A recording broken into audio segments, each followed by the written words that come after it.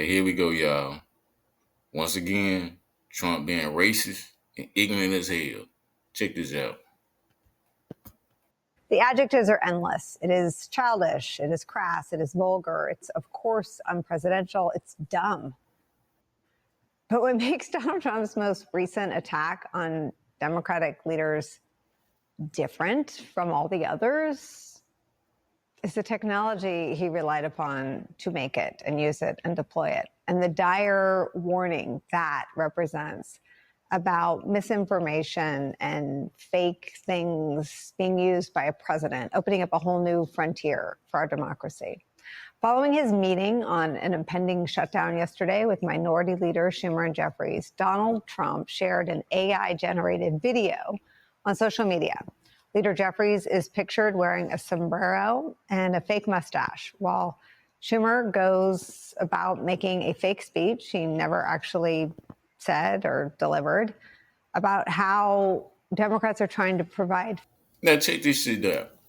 These the people he gotta negotiate with, and he want to do some dumb ass shit like this, some dumb ass racist shit like this. Why the fuck you put that on the black man for? Huh? What you do that for? Man. And then when it came down to it, and y'all the meeting was over, you didn't even know who you was even talking to. You didn't even know the black guy name. Yeah, Hakeem Jeffries. You didn't even know that. He was a good guy. So why, if he was a good guy, when you was talking to him, you put him in a fucking sombrero and like all this shit? Don't fuck. Free health care for undocumented immigrants. Days earlier, Donald Trump reposted a different AI-generated fake video. In that fake video, a now deleted fake newscast, Donald Trump promises Americans access to something called med beds. Med beds are the stuff of real fringe conspiracy theories. It's about secret alien technology capable of curing diseases, regrowing lost limbs, and reversing aging. That's why I say that's the ignorant part. See, he felt some AI his motherfucking damn self. Some motherfucking, hey, you can know we got some damn shit to make your damn arm grow back if you. Where the fuck that shit been at all this goddamn time? Where it's been all this time? Now you want to post, you posted dumb shit, and then you found out it was fake, and then you take it down. It's already out there, dog. You ignorant. That's the ignorant part right there. Just dumb. One of the three, sign me up. Sure, it's ludicrous. I'm embarrassed even telling you this. But because Donald Trump did it, and we know after January 6th, a lot of people do what he tells them to do, it's important. So bear with me. Such AI-generated content being amplified by this president, someone who's famously urged his supporters not to believe what they see or hear or read, has the potential in this moment for catastrophic new consequences. Oh, and by the way, last week, the Trump administration approved the AI chatbot Grok, a creation of Elon Musk. That's his AI. Hey, so you go to show you can't ask Grok shit no more because he finna lie to your ass like a motherfucker. Give you some Nazi shit like he was doing before. Tool for use across every single federal government agency. That's their new project. Joining our coverage, Wired reporter Victoria Elliott. Wired's latest issue examines the state of tech's influence on governmental power and the people who will change everything in the future. Also joining us, Media Matters president Angelo Carusone. Angelo, I want to start with you and this thing that you put in my brain that I look at everything through this lens now of narrative dominance. This, to me, feels like a sign that he knows it's slipping. And this new tool, to me, feels like a grab at getting it back. How do you see it? Yeah, I think that's a fair point, because there's something very powerful in these AI images. I mean, sometimes they're Now, I don't think he know it's slipping and everything. This might be a power to get back, but I don't think he know the difference between AI and real shit. That's for real. I don't think he know the difference. They're really sophisticated deepfakes designed to actually be presented as truth. Trump himself seemingly fell for that AI about the med beds. It didn't seem like he didn't realize that wasn't him actually talking in that Fox News segment. I don't think he posted it in the way he's posted other AI images, for example, of like Chris Christie and Governor Pritzker sumo wrestling. I think he knew that was a fake when he posted it. He did it for fun, right? So there's that damage there. But then other times, it's a piece of visual collateral that reinforces a narrative that's already percolating in right-wing media.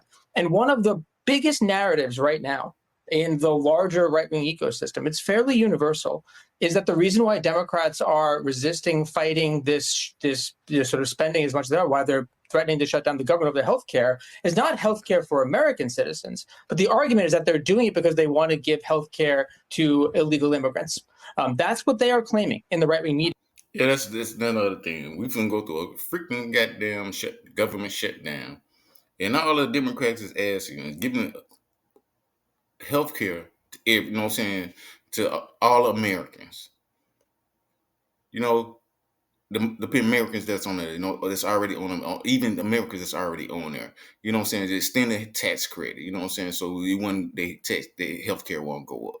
These motherfuckers trying to say, nah, they just want to try and give, you know what I'm saying, tax credit, you know what I'm saying, do the tax credit so that the illegal immigrants get on there and transgender can get free, you know what I'm saying, transgender shit, you know what I'm saying, and all the rest. Man, stop fucking playing, man. Illegals can't even get on goddamn, you know what I'm saying, Affordable Care Act. And then, not only that, I don't think Affordable Care Act is gonna pay for no motherfucking transgender, man. Stop fucking lying and get them people their motherfucking money so, you know what I'm saying, they can go to the doctor and get the health care that they fucking need. Cancer patients and everything else. Shit. Dumb fucker. Media. So when you have a visual clip like this, it's not the first time they're hearing it. They're seeing something that whether or not they know is fake, it doesn't really matter. It gives them a validation, something very concise for the story that has been percolating in their ears, on their podcast, on their TV for the past week. And that's the real power of the most recent attack that he did, because it gives them a concise way, and then it implants that false memory. It sort of replaces the image of Schumer and Jeffries there in reality with this version that was produced by AI. Well, and Angela, just to follow up, it's also likely that the AI image reached people that hadn't even seen the real image, didn't even know that Schumer and Jeffries were at the White House for a meeting that didn't go very well. That's right. And I think the damage of Trump doing this more regularly, and this has been an increasing trend that we're seeing from him in particular, is that actually this environment, not just Trump, but this environment more broadly, where this becomes more of a common practice, it actually pays the ultimate liar's dividend. Because in an environment where people have difficulty discerning, or everything seems like it could potentially be misinformation, the liars benefit the most from that, because anytime something truthful is said about them, they can just say, well, it was misinformation. It was a deep fake. Don't believe your lying eyes, right? And that's the real harm here, is that he doesn't just poison the well from the beginning through these official accounts, and people use his account for official announcements. On the back end, the more he pollutes the ecosystem, the more he is then able to exploit that pollution for his own gain. And that's ultimately why this is about narrative dominance, because it gives him the ability to distort so much truth and help put the focus on the narrative that he gets to have so much control and influence over through this right-wing ecosystem. Victoria, you write this: a growing number of moneyed tech types are trying to build new enclaves where they set the rules. This, in some ways, is 2025 in a nutshell. For some of the wealthiest and most powerful people on earth today, the political division that matters isn't right or left, Democrat or Republican. It's the nation state versus the network state. Explain. Oof, how much time do you have? So the concept of the network state has been particularly popularized by Balaji Srinivasan, former executive of Coinbase. And the idea is sort of that the nation state as it stands is a sort of outdated. The nation state being the network state. That means the rich people against the goddamn poor people. That's all that means. That's all that means. Model of democracy and governance, and that the answer to that is something called the network state, where you should be able to form a nation, a community with the people that you share a community with online. So it's taking these cloud communities and bringing them down to earth. And we see that in the sort of push by a lot of these tech billionaires to buy land where they want to start their own cities. Obviously, there's different levels of doing this, but the primary tactic is through a special economic zone, which is a place inside a country where the rules and regulations are different. And so for tech billionaires and people that are aligned with them, that can mean you get to do unregulated medical experimentation. Maybe we'll get a med bed. You get to do unregulated use of AI or the use of cryptocurrency.